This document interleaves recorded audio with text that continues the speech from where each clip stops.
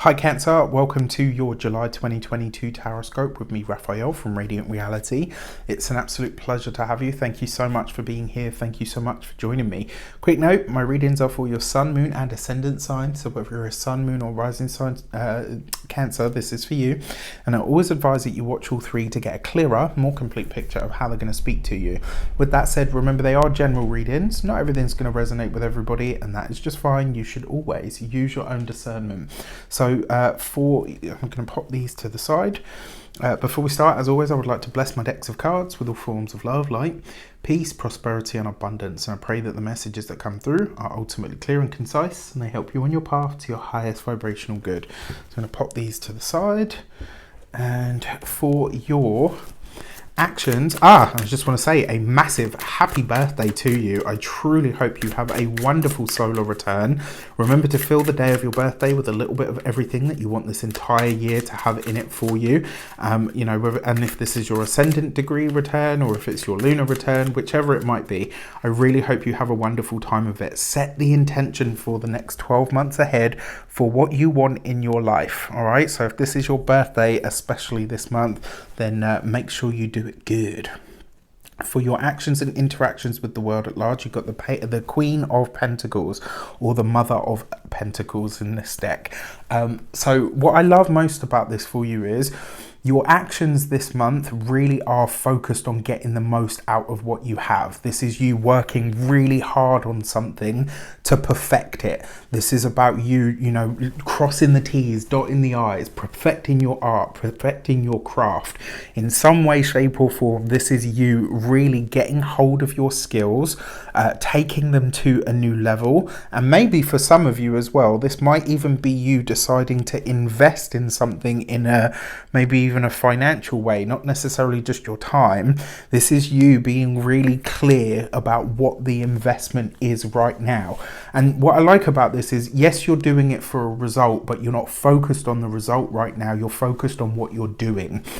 When it comes to the Queen of Pentacles as well, it's a prolific card. It's a card of proliferation. So whatever you're putting your focus on this month is absolutely going to grow. And remember, the sun is now in your sign. So I believe, this is how I view astrology, when the sun comes into your sign, imagine it's traveled the entire zodiac over the last 12 months, gathering knowledge, gaining wisdom, making different aspects, all the rest of it. It's like a giant sort of battery store. And then when it comes into your sign, it pours all of that light, heat, vitality, information through the Cancer trope and down into you, onto the earth, but especially into you. So this is great.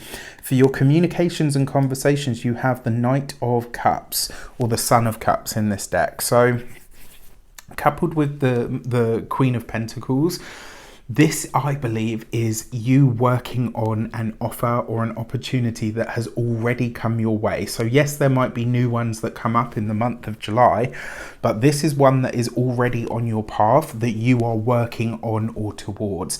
And, for some of you, this might even be that this month you feel to pick up an old skill, to bring a service off the back shelf, maybe, maybe you half wrote an essay once and now suddenly you think, there's bits in that I can use at this point, and you're repurposing it, and it suddenly becomes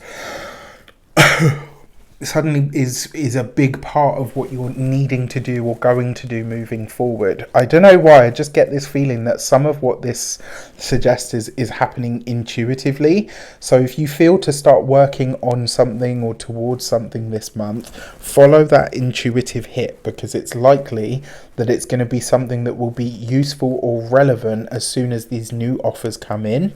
And like I said, for some of you, this is literally just working on what's at hand right now. I like the Knight of Cups for communications, because it's like whatever you are talking about, whoever is sharing things with you and vice versa, it's coming from the heart. So this is nice. Obviously, always keep your wits about you, but yeah, I'm here for it.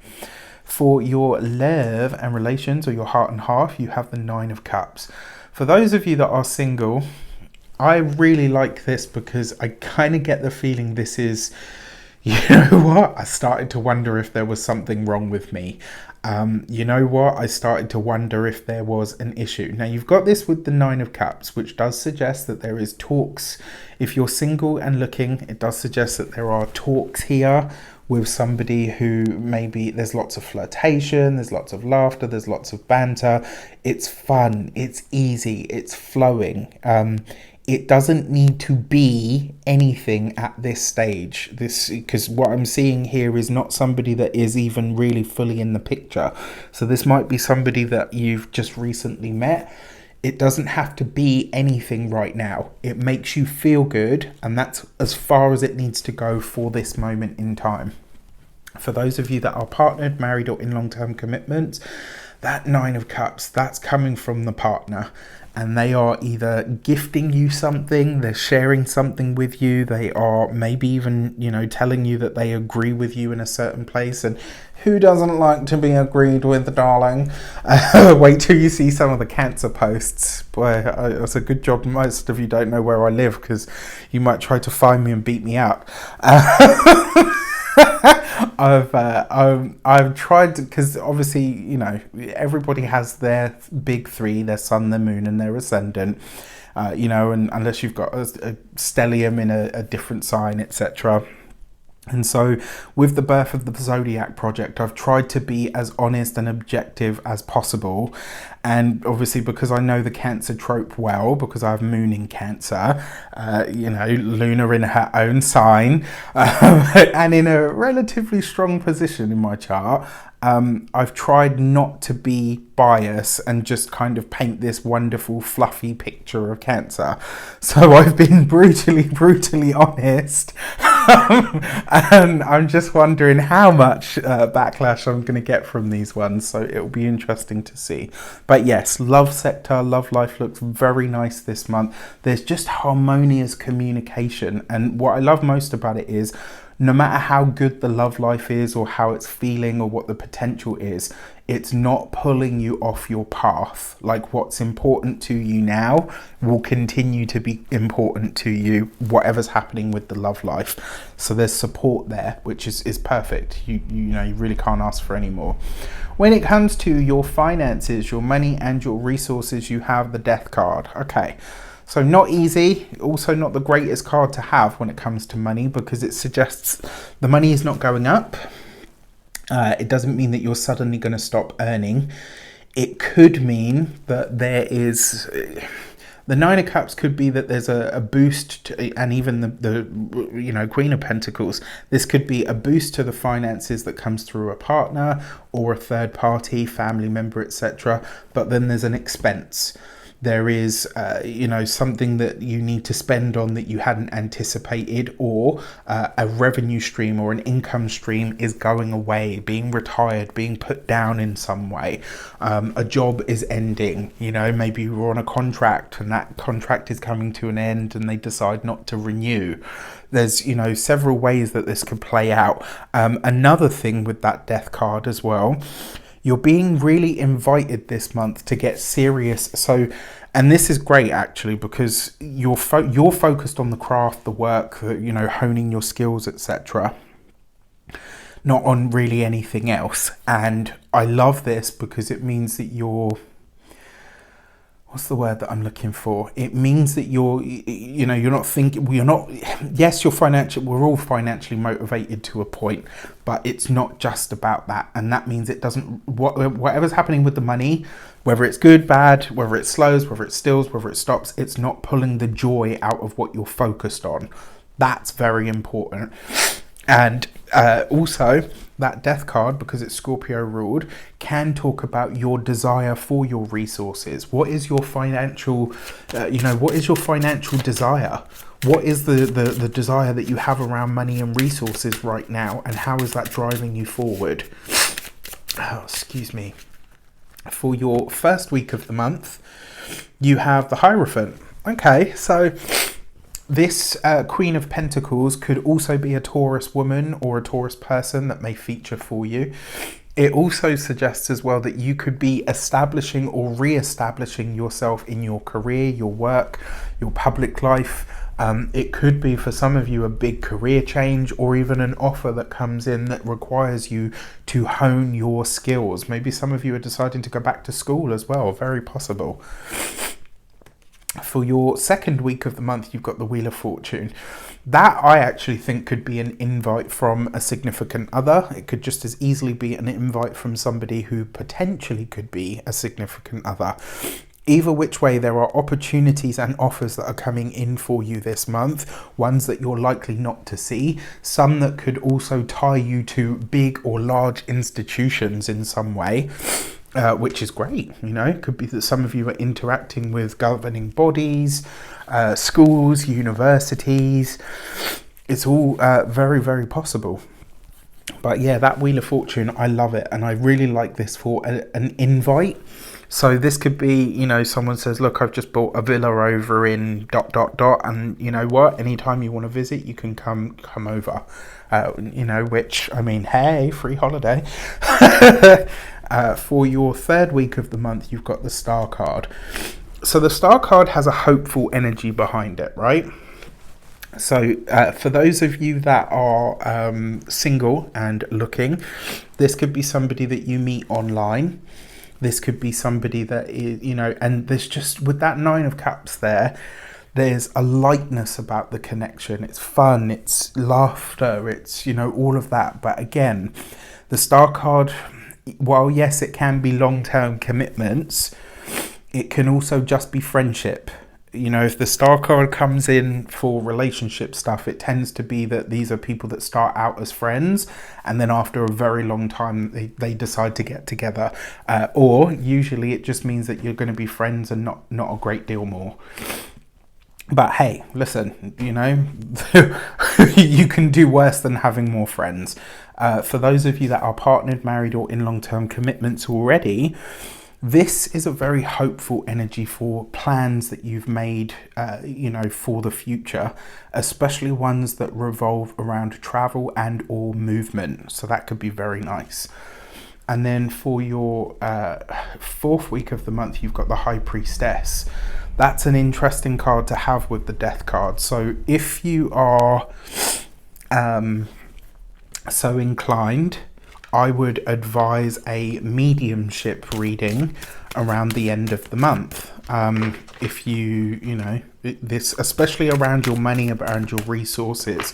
This could also be money or resources that come from a secret source. So this could be, you know, like I read a meme that I thought was hilarious, you know, completely inappropriate, but very funny.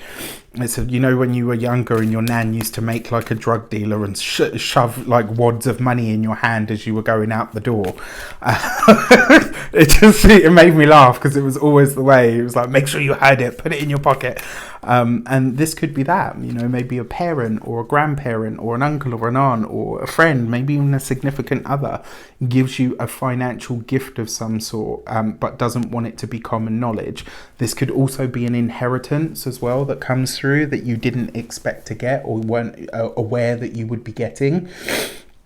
And the reason I mentioned the mediumship reading is because the High Priestess is the psychic, the Death card is the dead, and mediums contact and speak to and connect with the dead. So I wonder if this is you having some sort of insight or intuition, especially if you're having dreams of loved ones past and they're sharing things to you or with you about finances, money, and or resources. Pay attention to that stuff because they could be giving you something that's really powerful. So your moons, your new moon on July the 28th is in your second house because it's in the sign of Leo. So for those of you that are ascendant Cancerians to a lesser degree, but still relevant, the sun and the moon. Leo is your second house of money, finances, resources. And that new moon is a dark moon, okay? So this is the new moons are times, actually, the new moons I think are better for working with the dearly departed because it's a dark moon. It's not, you know, it allows more stillness, if you like. Your full new moon message is the gate 24 and returning. So this is definitely something coming back into the fold that could have a financial slant to it. So This could be an old friend, an old colleague gets in touch, and it could be for an offer or an opportunity that ends up really assisting you financially. It could also be, that. Yeah, I think that's enough. When it comes to your full moon message, on the 13th of July, we've got the full moon in the sign of Capricorn. This is in your 7th house, right across the other end of the zodiac, in the 7th house of relationships, partnerships, marriage, business partnerships and pacts. And your 7th house isn't just about, marriage and relationships. It's also, the interaction that you have with your doctor, the interaction that you have with your astrologer, the interaction that you have with people on a one-to-one basis. That gate 37 and sweetness means that you have people to rely on, and the full moon is highlighting to you who you can rely on, who is your people, who is who are those friends that you have, whether they're in this country or another country, or whether you've known them since childhood, whether you've known them 5 minutes. This full moon, I think, is really going to highlight to you on those one-to-one levels who you are on a level with, and how they have, how you have support in them. The reason this card is called Sweetness is because it brings that sort of sweet kind of supportive, like, yes, you know what, this is a wonderful connection energy with it. So I kind of feel like this is perfect for your full moon message. With that said, I wish you an abundance of all of that good stuff. Have a fantastic month. Let me know in the comments how it shapes up. Take care, and I'll see you soon.